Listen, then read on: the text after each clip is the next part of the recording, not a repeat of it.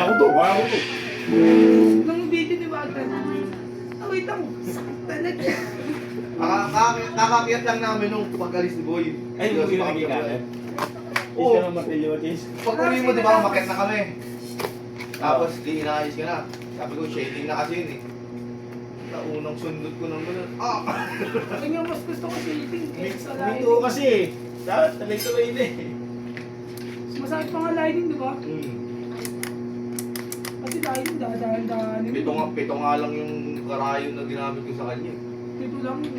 Sa akin, mag-ilang Tayo, 10 kilo ata yun. dito sa binti ko. Oo, 10 kilo kings eh.